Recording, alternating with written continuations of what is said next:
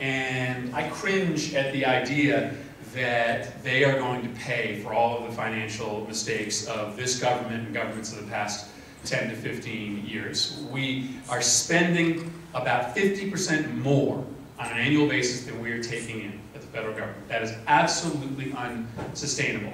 And the question is, how do we stop that? Because some of that is due to the fact that we have expenditures that have grown and grown and grown, mostly in the Medicare and Medicaid section of the budget. But we also have revenues that have dropped because we have sort of all-time low tax rates now compared to the last 60 years. I just think that we should have a balanced approach to this. I don't think you can solve this whole problem just by raising taxes, and I don't think you can solve the whole problem just by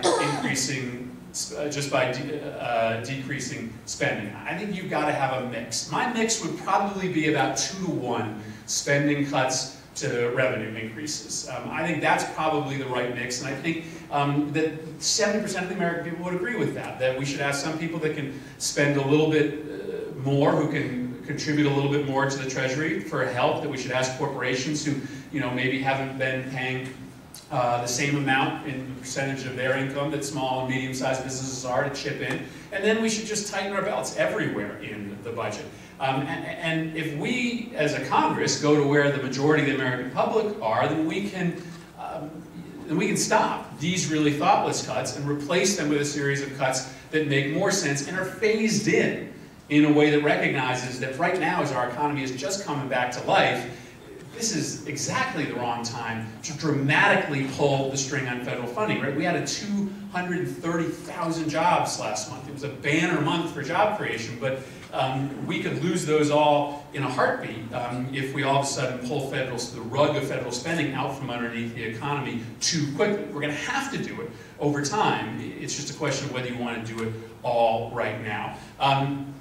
Right now, we are debating a continuing resolution of the federal government to keep the government up and running for the rest of the year that would hopefully provide some of this balance. The House Republicans added back some of the defense funding. That's really important for us here in Connecticut and southeastern Connecticut. I support that. And the Senate is working on a version that would also add back a little bit of the spending on transportation and education so that we don't just close down Head Start classrooms and air traffic control towers, that if we're going to reduce spending in those accounts, we do it in a little bit more of a rational manner. And hopefully those two bills, the House bill that adds back defense spending, the Senate bill that adds back defense spending, and some spending on educational transportation programs, hopefully those can come together in the next couple of weeks and we come out of this with a more reasonable plan.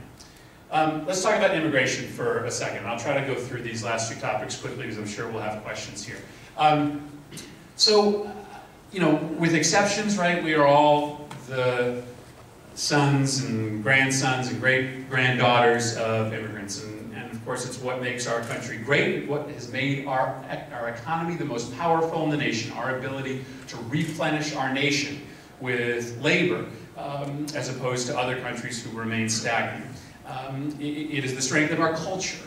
We have found this unique way to bring people in from across the world and allow them to keep a piece of their own heritage, in my case Irish and Polish heritage, but also assimilate a good portion of their lives into what it is to be an American. Unfortunately, it's become a political wedge issue, and there is a chance for the first time in decades to get a comprehensive immigration reform bill done that, again, I think borrows from both sides of this debate. And you'll hear me say this over and over again. On immigration, there are people who say the solution is to just take everybody that's here illegally and allow them to stay. And then there are people on the other side who say the answer is just to close our borders and take everybody who is here without documentation and kick them out. Again, I think that the answer is somewhere in the middle. I would start with border control.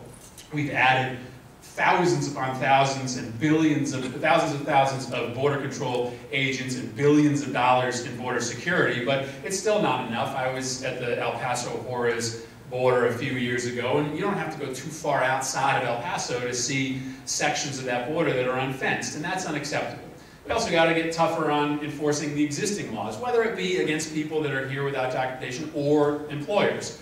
But then we do have to be realistic about the 12 million, 14 million that are here without documentation. I think that we should set up a pathway to earn citizenship for a certain number of those individuals. Not everybody, but people who have been here for a period of time, who have paid their taxes, who have not gotten in trouble with the law. Allow them to get in line to apply for citizenship to the United States, and certainly put kids at the front of that line. Kids who came here when they were 2 or 6 or 7, certainly make sure that they aren't sent back to a country that is completely foreign to them. They are American in